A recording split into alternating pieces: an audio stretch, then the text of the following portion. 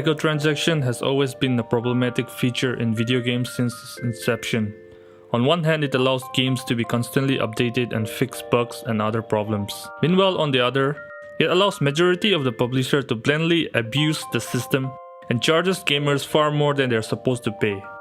Today, let's look at how the system has started, changed, and how it is now at present. During the 70s and 80s, arcade machines are the most popular thing among the first gamers. It allows the players to put in coins in these machines and play these games turn by turn.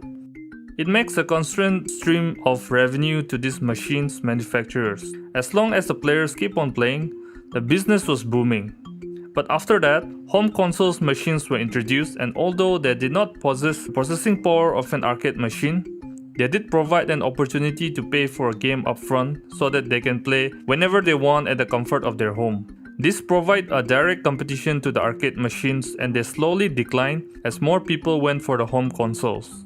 At the late 2000s, with the launch of Android Marketplace and Apple App Store, the gaming mobile market was booming for the smartphones and tablets. Slowly, it became obvious that people are catered towards the free-to-play games, and publishers rushed in on the opportunity and flooded the market with games loaded with microtransactions. These games allowed the players to acquire the in-game fake currency to acquire items, speed up progress, which is a never-ending process where the developers will put in weapons, clothes, boosters so that players are constantly spending money on their games. On the home console front, publishers has been trying to turn the mainstream games into a cash cow that the mobile market has become.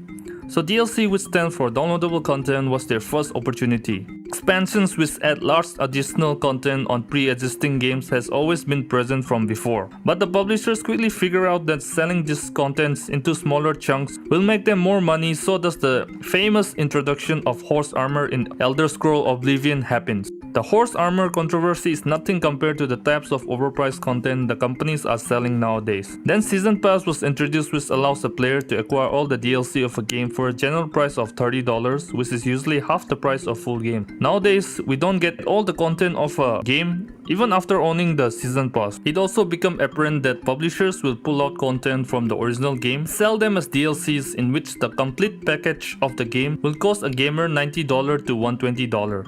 Right around this time, which is during the start of the 2010s, Valve started introducing loot crates in their free-to-play games such as Team Fortress 2 and Dota 2, even to their paid games such as CSGO.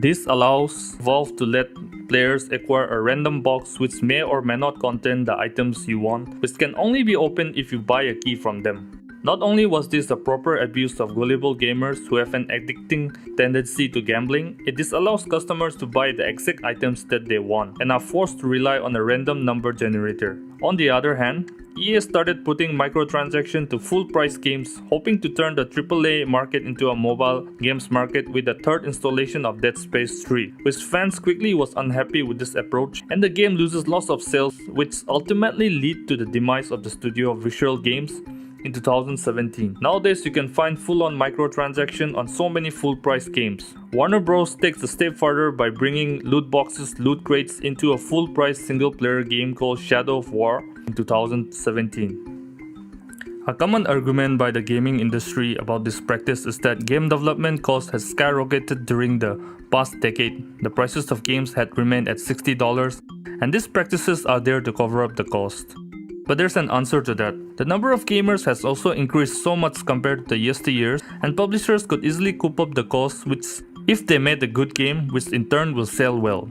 The conclusion is that microtransactions and loot boxes are there to exploit players into giving the publishers more money. EA also recently told its investors that Battlefront 2 will be very profitable even without the microtransaction, which sums up my point that microtransactions are just there for their greed and not for our needs. Nowadays, we have to chaff off more than $120 for a full experience of a game anyway. Most of the money they need has been met.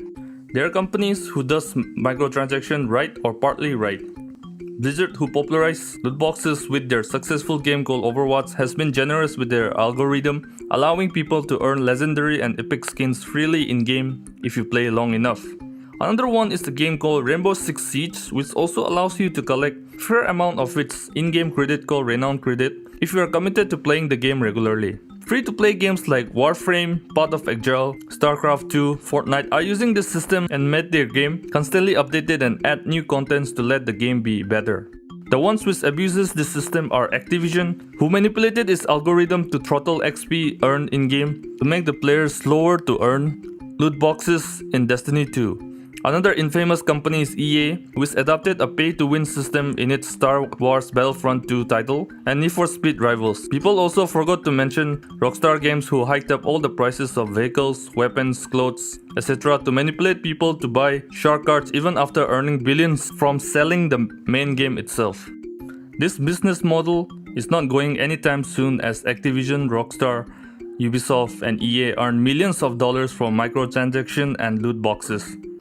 They had planned all their future titles will include these. This will eventually kill the single player market, as they cannot be monetized as much as the multiplayer titles, and other publishers will also get involved to earn more money in due time. This shows that these four companies don't care about how the business model is jeopardizing the whole industry in the long run. Microtransactions are supposed to prolong a game's life so that the gaming industry has no excuse when yearly or bi-yearly games indulge in these practices like FIFA and all the other sports games, Destiny 2, Forza Motorsport, Call of Duty, Star Wars Battlefront, Assassin's Creed. The items we get through these microtransactions should last us for years, but these games will pump out a sequel so fast that the community will move towards the new game, update for the old game will stop, and it will render your items and your investment in the old game almost useless in the long run. Regarding loot boxes, politicians and lawmakers are looking into the matter, as it does contain gambling-like mechanics, and they knew that addicts and children will be exploited by this business practice. The ESRB, the gaming board which rates games based on the type of content present in the game, has sided with the gaming industry to defend loot boxes, as they fear that it might be regulated and thus end with less revenue for themselves. Due to the pressure, the ESRB has started to label games which contain this practice, but it is almost useless, as they put the same label for DLCs, microtransactions and loot boxes. Companies like Sony, Nintendo, Square Enix, Capcom and other mid-tier publishers has not jumped into this bandwagon and are concentrating on making good games without all the unethical business practice attached to it. The indie companies will still follow the old model and will provide us the good games that we need. These are the companies which are holding the gaming industry together, and other companies blandly abuse the customers and the industry for short-term gain, which will not work out in the long run. So here are some of the brief notes on how microtransaction plays a role in video game nowadays, and to think before you put in your hard-earned money for that fake currency and loot boxes. Please like, subscribe and share to encourage me to make a video like this in the future. Thanks.